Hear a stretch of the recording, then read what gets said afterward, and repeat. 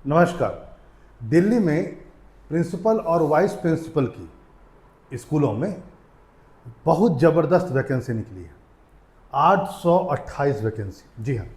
और इसके पीछे बहुत बड़ा कारण है कि दिल्ली में 68% से ज़्यादा स्कूल ऐसे हैं जहाँ पर प्रिंसिपल है ही नहीं। एक्टिंग प्रिंसिपल है या तो कुछ किसी अन्य को विभाग दे रखा गया है, तो इससे बहुत अव्यवस्था उत्पन्न हो। कई सालों से यह चल रहा था। 2021 के बाद से प्रिंसिपल की या वाइस प्रिंसिपल का कोई भी एग्जामिनेशन नहीं हुआ। इसी को देखते हुए ये वैकेंसी लाई गई। यहाँ पर इस बात को भी जान लीजिए, वो यह है कि ये पूरा का पूरा जो एग्जामिनेशन कंडक्ट किया जाएगा वो यूपीएससी के द्वारा किया जाएगा। ठीक है, यानी बहुत ज़्यादा संभावना है, 90% क्या 99% बहुत फेयर सिलेक्शन होगा। मेहनत कीजिए।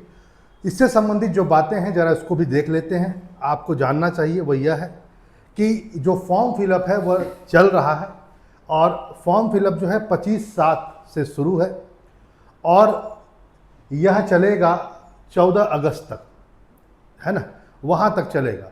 और जिस तिथि को एग्जामिनेशन लिया जाएगा वह भी डिक्लेयर कर दिया गया है यूपीएससी के द्वारा। वह है आपका 1/11 यानी कि 1 नवंबर को यह एग्जामिनेशन कंडक्ट होगा, ऐसा कहा गया है। ठीक है, समय बहुत है, यदि सही तरीके से पढ़ा जाए तो निकाला जा सकता है। आइए अब देखते हैं कि कितनी वैकेंसियां हैं और उसकी क्या क्वालिफिकेशन है, उस पर भी कौन कौन एलिजिबल होगा वह भी जानिए। बाकायदा मैं बता देता हूं, पहले प्रिंसिपल के लिए देख लेते हैं। टोटल वैकेंसी 124 है, ऐसा यूपीएससी ने अपने नोटिफिकेशन में कहा। और इसमें से जो मेल हैं वह 72 होंगे और फीमेल 52 होगा। सबका अपना अपना कैटेगरी है। जैसे जनरल के लिए है 69, ठीक है, और ईडब्ल्यूएस 11, ओबीसी 18, एससी 16, एसटी 10, तो कुल मिलाकर के 124 हो गए। यहाँ पर यह बात भी जान लीजिए वो यह है कि यह जो एग्जामिनेशन होगा जिसमें प्रिंसिपल के बारे में बात कर रहा हूँ, तो इसका जो पे स्केल है वह आप इस बात से समझ सकते हैं कि वह लेवल 12 के आसपास में होगा, यानी बहुत अच्छा खासा पे स्केल है। ठीक है, और 7th पे कमीशन के हिसाब से होगा। इसकी जो एज लिमिट है ज़रा देख लीजिए। ईडब्ल्यूएस और जनरल के लिए 50 साल है मैक्सिमम एज, ओबीसी के लिए 53 और एससी एसटी के लिए 55 साल। ठीक है, इसको भी समझ सकते हैं। इससे भी ज़्यादा रिलैक्सेशन मिला है जो फिजिकली हैंडीकैप्ड हैं उनके लिए भी, इसको भी जान लीजिए।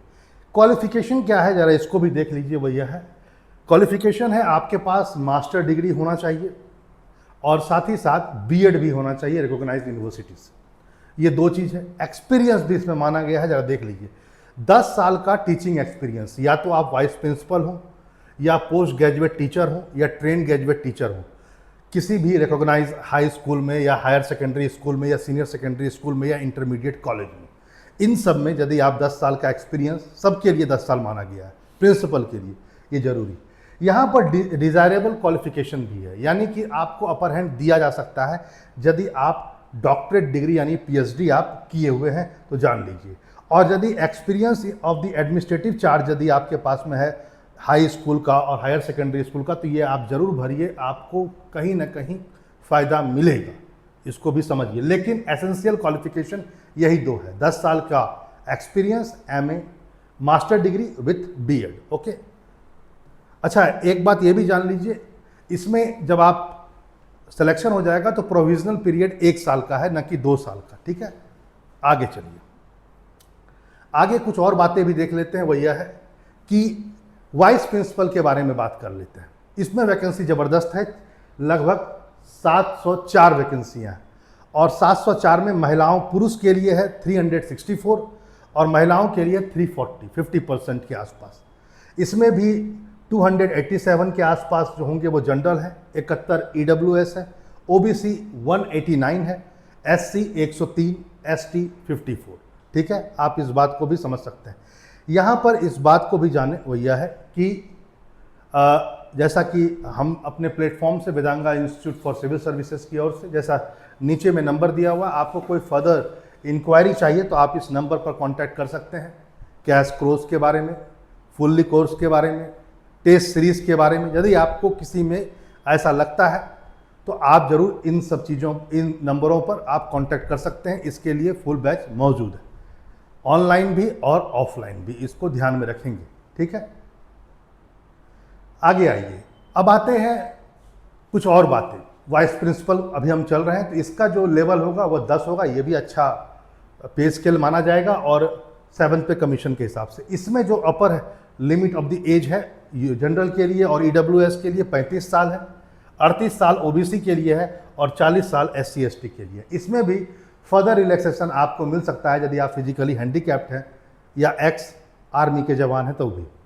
आगे आइए, अब आइए इसका क्वालिफिकेशन क्या है, जरा इसको भी देख लीजिए। मास्टर डिग्री इसमें भी चाहिए और B.Ed भी इसमें चाहिए। इसमें 10 साल का एक्सपीरियंस नहीं, इसमें 2 साल का एक्सपीरियंस चाहिए as a post graduate teacher. इसमें सिर्फ एक कहा गया है, एक ही है। पोस्ट ग्रेजुएट टीचर के बारे में यदि आपको एक्सपीरियंस है तो वो होगा।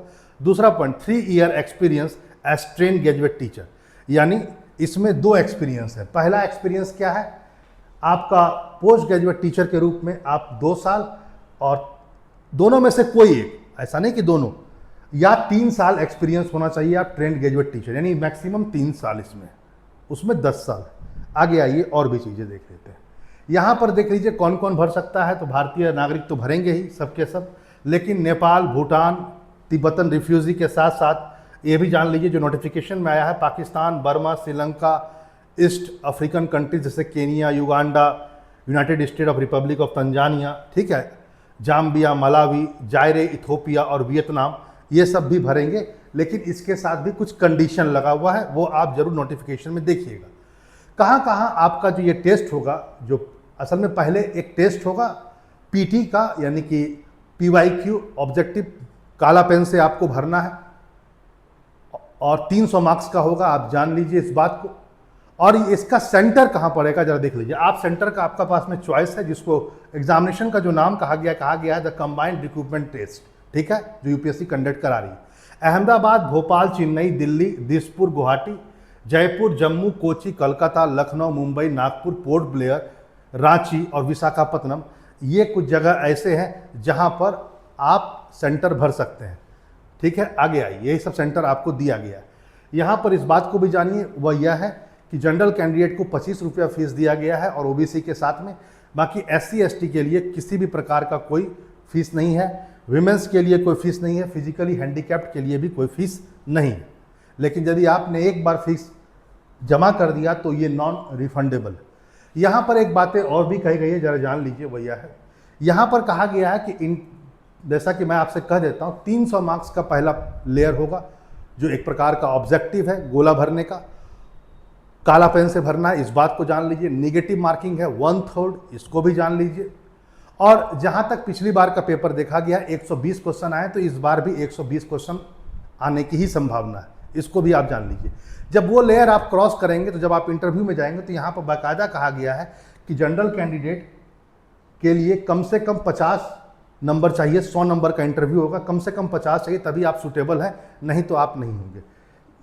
OBC के लिए 45 मार्क्स, SC के लिए 40, ST के लिए भी 40, और अदर फिजिकल हैंडीकैप के लिए भी 40। तो ये मिनिमम रिक्वायरमेंट है, इंटरव्यू में इतना मार्क्स तो आना ही चाहिए, ठीक है।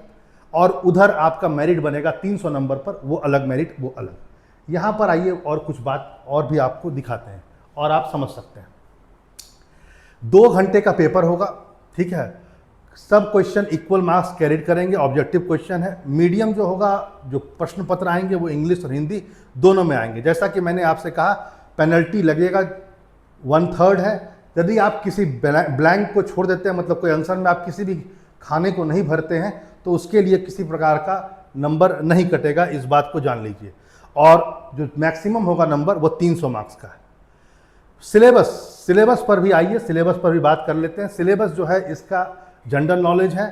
जनरल नॉलेज में हिस्ट्री होगा, ज्योग्राफी होगा, साइंस होगा, इकोनॉमिक्स होगा, पॉलिटी होगा, ये जनरल नॉलेज में है। इसके साथ साथ contemporary social, economical and cultural issue भी है। कंटेम्प्रेरी का मतलब समकालीन, यानी करंट से संबंधित, लेकिन इसमें सोशल, इकोनॉमिक और कल्चरल इशू कहा गया है। आगे आइए, हिंदी और इंग्लिश भी आएगा, 2 हुआ। तीसरा रीजनिंग भी आएंगे और क्वांटिटेटिव एप्टीट्यूड भी आएगा, ये तीसरा हुआ।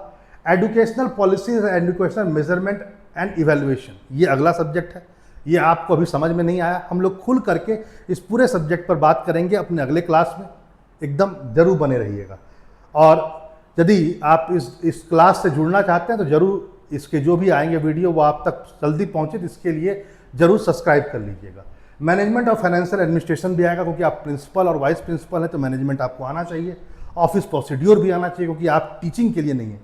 लेकिन पेडोलॉजी भी आएगी, ठीक है, बीएड मांगा गया है तो पेडोलॉजी भी है, और डिजिटल लिटरेसी ये भी है, इसके साथ में ये सब्जेक्ट हुआ। तो आप इस बात को देखें, बहुत अच्छा मौका है। प्रिंसिपल और वाइस प्रिंसिपल फॉर्म भरिए। और फिर मैं आपसे कह देता हूँ, जैसे यदि किसी प्रकार की आपकी क्वायरी होगी तो आप ये दोनों नंबर पर कांटेक्ट कर सकते हैं। फॉर्म से संबंधित कोई दिक्कतें आ रही हों तो आप पूछ सकते हैं। साथ ही साथ हमारे कोर्स के बारे में, जो इससे संबंधित हमने नया कोर्स इस्टेब्लिश किया है, जल्द ही हम उसके साथ भी आपको डेट अनाउंस करेंगे। लेकिन आपको यदि रजिस्ट्रेशन कराना है या पूछना है कब से कैश कोर्स शुरू होगा या फुल शुरू होगा, तो आप ज़रूर पता लगा सकते हैं। टेस्ट सीरीज़ क्या है, कितना है, फी स्ट्रक्चर, ये सभी कुछ इसमें आपको मिल जाएगा इस फ़ोन करने पर। बाकायदा इसके लिए अलग से भी मैं एक वीडियो बनाऊंगा, जो हमारी संस्था के द्वारा, वेदांगा इंस्टीट्यूट ऑफ सिविल सर्विसेज के द्वारा कैसा पैटर्न होगा हम लोगों का पढ़ाई का, क्या टेस्ट सीरीज होगा, क्या फी स्ट्रक्चर होगा, इसके बारे में भी हम लोग डिस्कस करेंगे। फिलहाल फॉर्म फिलअप करिए और लग जाइए पढ़ाई में। ऑल द बेस्ट, नमस्कार।